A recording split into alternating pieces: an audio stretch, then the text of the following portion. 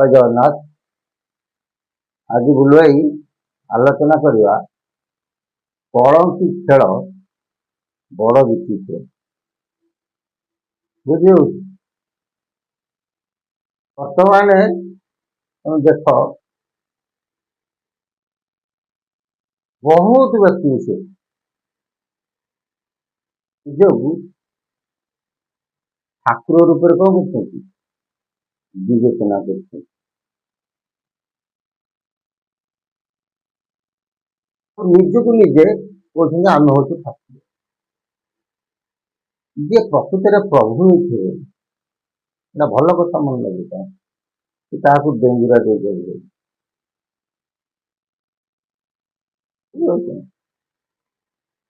ମହାପୁରୁଷଙ୍କ ବାଣୀ ହିସାବରେ ଗୋଟେ ପଦ ଲେଖିଛନ୍ତି ମହାପୁରୁଷ, କଳଙ୍କି ଖେଳ ପ୍ରତ୍ୟେକ ଉପତର ଜନମାନକୁ ନୋହିବ ଗୋଚର। ଅଚ୍ୟୁତଙ୍କର ଲେଖା ଭବିଷ୍ୟତ ମାଳିକା। ତାହେଲେ କଳଙ୍କି ଖେଳ ଯେତେବେଳେ ହବ ଜନମାନଙ୍କୁ ଗୋଚର ହବ ନାହିଁ, କେହି ଜାଣିପାରିବେ ନାହିଁ। ପୁନର୍ବାର ଦେଖିଛନ୍ତି ପ୍ରଭୁଙ୍କର ଆବିର୍ଭୂତ ବିଷୟରେ ମଧ୍ୟ ଲେଖିଛନ୍ତି। କୋଉଠି ଲେଖିଛନ୍ତି ସମ୍ବଳ ନଗର, କୋଉଠି ଲେଖିଛନ୍ତି ସମ୍ବଳ ଗ୍ରାମ, କୋଉଠି ଲେଖିଛନ୍ତି ଜାଜ ନଗର, କୋଉଠି ଲେଖିଛନ୍ତି କିକଟ ନଗର, ନା ନାଇଁ, କୋଉଠି ଲେଖିଛନ୍ତି ମଧୁ ଦେଶ, କୋଉଠି ଲେଖିଛନ୍ତି ଗୁପ୍ତ ମହୁରା ଗ୍ରାମ। କାହିଁକି ଲେଖିଛନ୍ତି? ଏ ଲେଖାଟା ହିଁ ସଠିକ, କିନ୍ତୁ ଆମେ ତାକୁ ଗବେଷଣା କରିବାଟା ଆମ ପାଇଁ ହେଇଯାଉଛି ଭୁଲ। ଅନେକ ବ୍ୟକ୍ତି ବିଶେଷ କହନ୍ତି ଏ ସବୁ ଯାକ ହଉଛି ଗୋଟିଏ ଅର୍ଥ, ଡାକିଛି ରଙ୍ଗ। କାହିଁକି କହୁଛି? ଯେତେବେଳେ ପ୍ରଭୁ ଦ୍ୱାପରର ଲୀଳା କରିକି ଗଲେ ତା ଆଗରୁ ଅନେକ ଭକ୍ତ ମାନଙ୍କୁ ବର ମଧ୍ୟ ଦେଇଛନ୍ତି। ତୁମେମାନେ କଳିରେ ଯେତେବେଳେ ଶେଷ ବେଳକୁ ପରିପ୍ରକାଶ ହେବ, ତୁମ ଦେହରେ ଆମେ କଣ କରିବୁ? ଖେଳ କରିବୁ, ଏବଂ ତମେ କଳଙ୍କି ରୂପରେ କଣ ହବ? ବିବେଚିତ।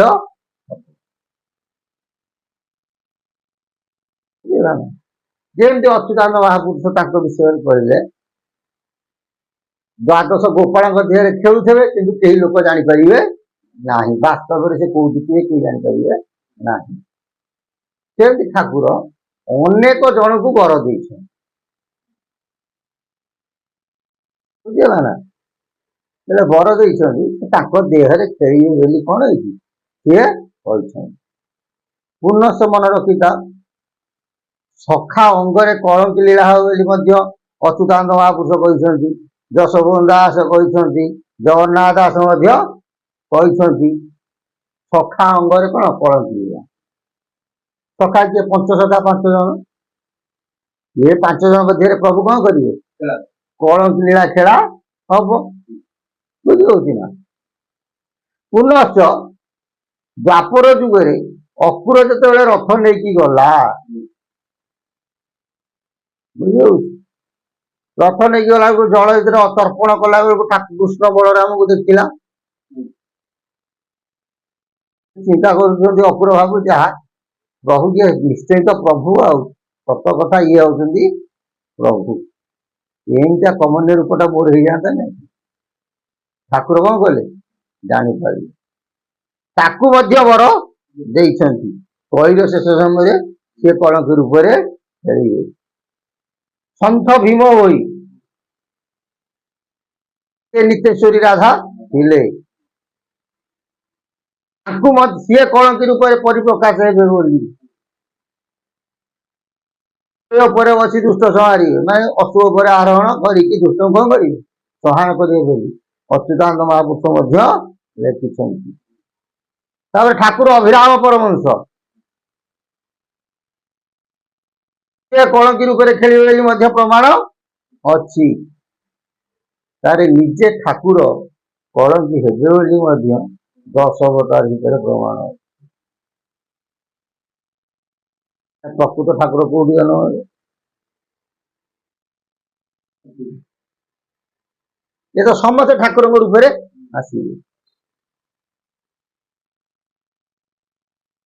ତମେ ଶ୍ରୀମଦ ଭଗବତ ଗୀତା ଦେଖ, ପଞ୍ଚଶଖାଙ୍କ ଲେଖା ଦେଖ, ବୁଝିବ, ସବୁ ଯେ ଦେଖିବ, କିନ୍ତୁ ଏତିକି ମନେ ହେଇଥା ସବୁ ସ୍ଥାନର ନିରୂପଣ ଯୋଉ କରିଛନ୍ତି ମହାପୁରୁଷ ମାନେ ସେ ହିଁ ସତ୍ୟତା। କାରଣ ଶରୀର ସିନା ଭିନ୍ନ ହେଇପାରେ କିନ୍ତୁ ପ୍ରଭୁ ଗୋଟେ ଜିନିଷ ନା ନାଇଁ, ସମସ୍ତଙ୍କ ଦେହରେ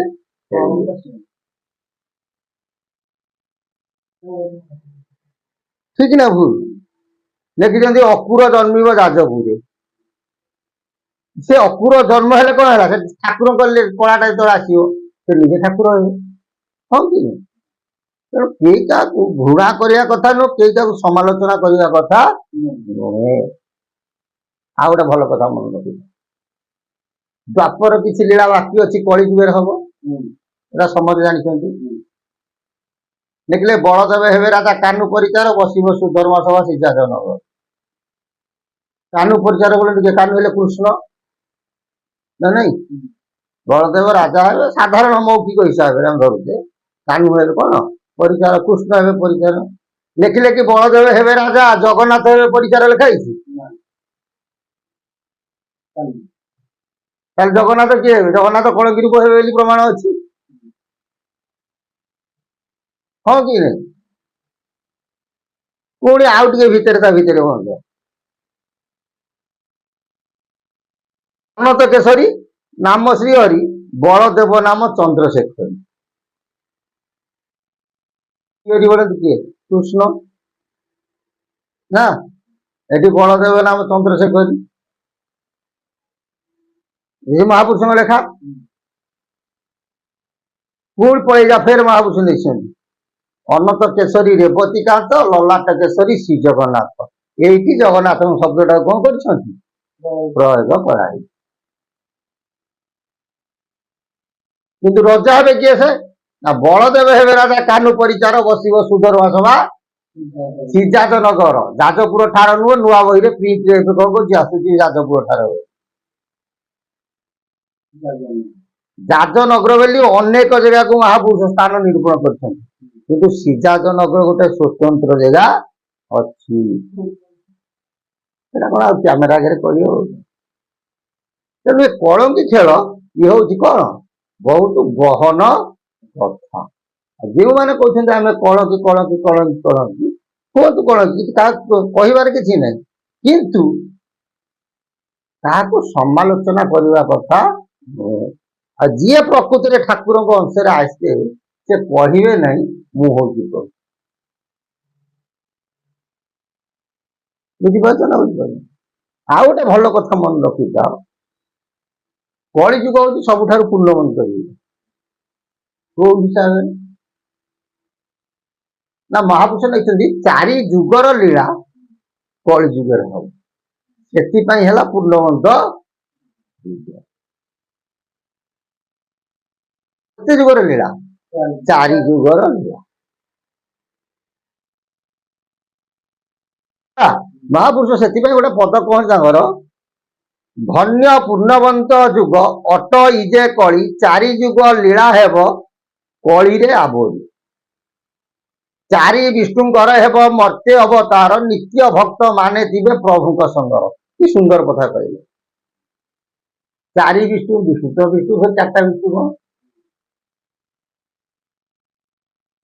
ଯେମିତି କହିଲେ କଣ, କାହ୍ନୁ ହେବେ ପରିଚାର, ଜଗନ୍ନାଥ ରହିଲେ ନା ନାଇଁ, ଏ ଯେମିତି ସବୁ ରହିଛି। ଏଠି ମହାପୁରୁଷ କହୁଛନ୍ତି ଚାରି ବିଷ୍ଣୁଙ୍କର କଣ ହବ, ମର୍ତ୍ତ୍ୟପୁରରେ ଅବତାର ହବ। ଯେତେବେଳେ ଚାରି ବିଷ୍ଣୁଙ୍କର ଅବତାର ହବ ସେତେବେଳେ ନିତ୍ୟ ଭକ୍ତ ମାନେ ପ୍ରଭୁଙ୍କ ସଙ୍ଗରେ କଣ ହେଇଯିବେ, ଚେତୁଆ ଭକ୍ତ ନୁହଁ କି ହେତୁରିଆ ଭକ୍ତ ନୁହଁ, କୋଉମାନେ ନିତ୍ୟ ଭକ୍ତ। ନିତ୍ୟ ଭକ୍ତ କାହା କୁହନ୍ତି ନା ପ୍ରଭୁ ଯେତେବେଳେ ଆସନ୍ତି ତାଙ୍କ ସଙ୍ଗରେ ଯୋଉମାନେ ଆସନ୍ତି ଲୀଳା ଖେଳା କରିବା ପାଇଁ, କି ପ୍ରଭୁଙ୍କ ସଙ୍ଗରେ ସଙ୍ଗୀ ହୋଇ, ପ୍ରଭୁ ଗଲା ମାନେ ସେ କଣ ତାଙ୍କ ପଛେ ପଛେ ପଳେଇବେ। ଯେତେବେଳେ ପ୍ରଭୁ ଆସିବେ ସେ ନିତ୍ୟ ଭକ୍ତ ମାନେ ସ୍ୱତନ୍ତ୍ର ଆସିବେ। ଏଠି କହିଲେ ଚାରି ବିଷ୍ଣୁଙ୍କର ମର୍ତ୍ତ୍ୟ ହେବ, ମର୍ତ୍ତ୍ୟ ଅବତାର। ଚାରି ବିଷ୍ଣୁ ମର୍ତ୍ତ୍ୟରେ ଜନ୍ମ। ଠିକ ତମେ ଦେଖ ଶାସ୍ତ୍ର ପ୍ରମାଣ ଦେଲା, କହିଲେ ବିଷ୍ଣୁ ଶୁକ୍ଲାମ୍ବରଂ ଧରଂ ବିଷ୍ଣୁ ଶଶି ବର୍ଣ୍ଣଂ ଚତୁର୍ଭୁଜଂ ପ୍ରସନ୍ନଂ ବଦନଂ ଧ୍ୟାୟ ସର୍ବବିଘ୍ନ ପ୍ରଶାନ୍ତି। କେତେଟା ବିଷ୍ଣୁ କହିଲେ? ଚାରିଟା ବିଷ୍ଣୁ। ବିଷ୍ଣୁରୁ ବିଷ୍ଣୁ ବିଷ୍ଣୁ ତିନିଟା ବିଷ୍ଣୁ କହିଲେ। ଶୁକ୍ଲାମ୍ବର ଧରଂ ବିଷ୍ଣୁ, ଶୁକ୍ଲାମ୍ବର ଶ୍ଵେତ ବର୍ଣ୍ଣ ଧାରଣ କରିଥିବା ବସ୍ତ୍ର ଧାରଣ କରିଥିବା ବିଷ୍ଣୁ। ଶଶୀ ବର୍ଣ୍ଣ ଚତୁର୍ଭୁଜ, ତାଙ୍କ ବର୍ଣ୍ଣଟା କେମିତି? ସେଇଥିବ ଶଶୀ ବର୍ଣ୍ଣ, ଚନ୍ଦ୍ରଙ୍କ ରଙ୍ଗ ହେଇଥିବେ, ଯାହାକୁ ଆମର କୁହନ୍ତି ଶ୍ଵେତ କୃଷ୍ଣ ବା ଶ୍ଵେତ ନାରାୟଣ ବା ଅନନ୍ତ ନାରାୟଣ। ତାଙ୍କ ଚାରିଟା ହାତ। କହିଲେ ଏଇ ଚାରି ବିଷ୍ଣୁଙ୍କର କଣ ହବ? ମର୍ତ୍ତ୍ୟ ମଣ୍ଡଳରେ ଆବିର୍ଭୂତ ହବ। ବୁଝିପାରୁଛ ନା? ତାହେଲେ ପ୍ରକୃତରେ କଣ କିଏ ହେବେ?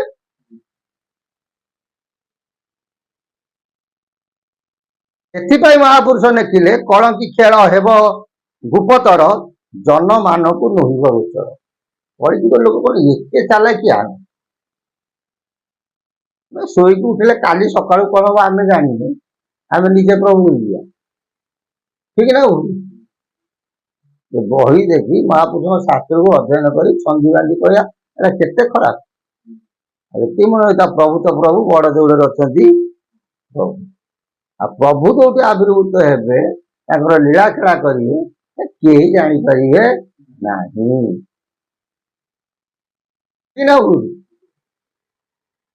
କେହି ଜାଣିପାରିବେନି। ତମେ କହିବ ରାମଚନ୍ଦ୍ର ଆଇଲେ ଛୁଆ ବେଳେ କେମିତି ତାଙ୍କ ମାଙ୍କୁ ବ୍ରହ୍ମାଣ୍ଡ ଦେଖେଇଥିଲେ, କୃଷ୍ଣ କେମିତି ବ୍ରହ୍ମାଣ୍ଡ ଦେଖେଇଥିଲେ? ହଁ ଠିକ। ପ୍ରଭୁ ଯେତେବେଳେ ମନେ ରଖିଥା ଆବିର୍ଭୂତ ହେବେ ଯୋଉଠି ହେଇଥିବେ, ଅନନ୍ତ ବୋଲେ ତ କଣ? ସର୍ପ। ବୁଝି ହଉଛି ନା? ତାଙ୍କୁ ସର୍ପ ଦଂଶନ ହବ ହେଇଥିବେ।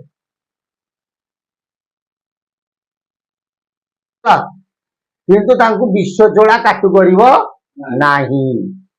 ସେଇଠୁ ଜଗତରେ ଜାଣିବେ ଯେ ଇଏ ଆ ପାଖେ ଗୋଟାଏ କଣ ସତ୍ତା ଅଛି। ଏ କଥା ମହାପୁରୁଷ ଖୋଲିକି ଲେଖିଛନ୍ତି। ସେଥିପାଇଁ ମହାପୁରୁଷ ଶିଶୁନନ୍ଦ କହନ୍ତି, ଭଗବାନ ବୋଲି ମହିପୁରୀ ଯିବ, ଭକ୍ତି ନ ଥିବ କା ପାଶେ।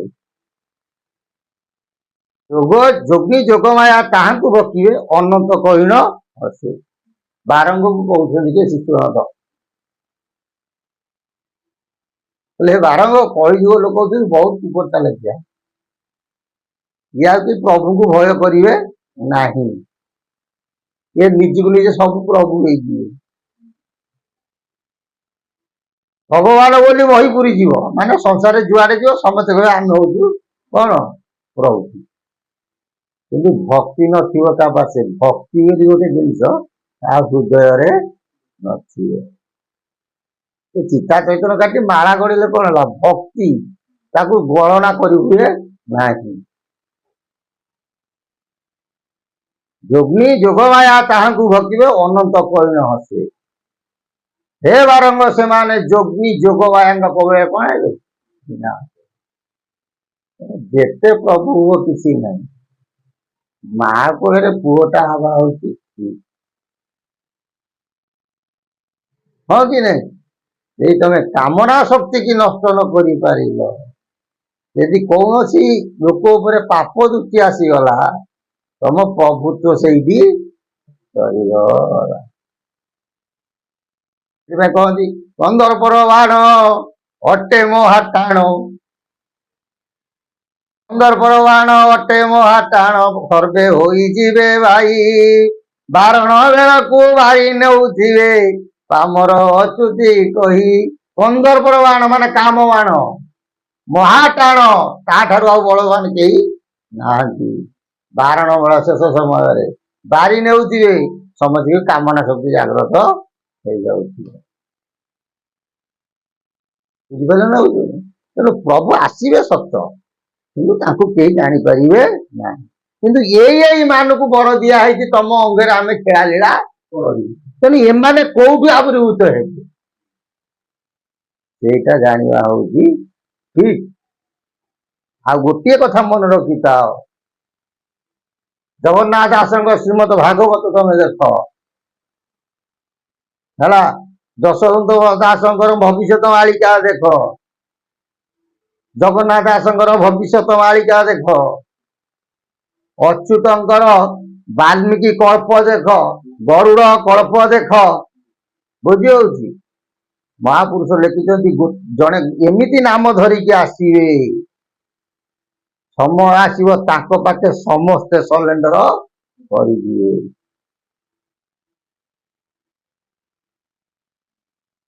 ବୁଝି ହଉଛି ନା?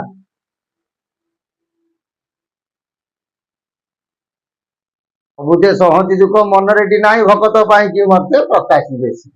ସେ ଲୋକ ସାଧାରଣ ଭାବରେ ଜନମାନସରେ କେହି ତାଙ୍କୁ ଜାଣିପାରିବେ ନାହିଁ। ଆମ ସାଙ୍ଗେ ବସୁଥିବେ, ଉଠୁଥିବେ, ଖାଉଥିବେ, ଆମରି ମାନ ପରି ହେଇଥିବେ, କିନ୍ତୁ ତାଙ୍କୁ କେହି ଚିହ୍ନି ପାରିବେ ନାହିଁ। ତେଣୁ କଣ କି ଖେଳ ମନେ ରଖିଥା, ଗୁପ୍ତରୁ ଗୁପ୍ତ ଜନମାନସରେ କେହି ଜାଣିପାରିବେ ନାହିଁ। ଆଉ ବହୁ ଆଡମ୍ବର ଲଘୁପିଆ ଡେଙ୍ଗୁରା ବାଡେଇ କହିବା ଆମେ ପ୍ରଭୁ ପ୍ରଭୁ ବୋଲି, ପ୍ରାଣୀର ଭଲ ମନ୍ଦ ବାଣୀ ମରଣ କାଳେ ତାହା ଜାଣି।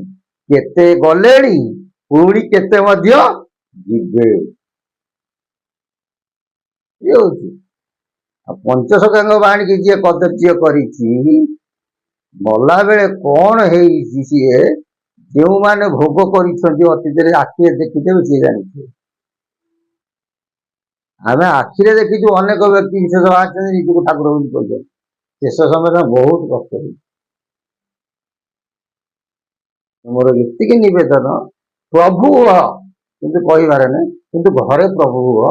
ଜନମାନସରେ କହିକି ଲୋକଙ୍କୁ ଭକ୍ତଙ୍କୁ କଣ ବିଭ୍ରାନ୍ତକର କରିବା, ଇଏ ହଉଛି ମହା ପାପ। ସେଥିପାଇଁ କହିଛନ୍ତି କଳି ମୁଁ ସହଇ ଗର୍ବ ନ ସହଇ ଦଣ୍ଡକେ ଚୁନା କରଇ, ଯେମତେ ହୃଦପ ଘରେ ଭାବୁଥାଇ ଅଭୟ ବର ଦିଅଇ। ନା ନାଇଁ? ପୁଣି ଲେଖିଛନ୍ତି ଗର୍ବ ଗଞ୍ଜନ ନର ହରି ଗର୍ବ ନ ରଖନ୍ତି କାହାରି। କଣ ଭାଇ ଠିକ ନା ଭୁଲ? ଜୟ ଜଗନ୍ନାଥ। ପ୍ରଭୁଙ୍କ ସଦିଚ୍ଛା ପୂର୍ଣ୍ଣ ହଉ। ବୋଲ ଆନନ୍ଦେ ଗବା।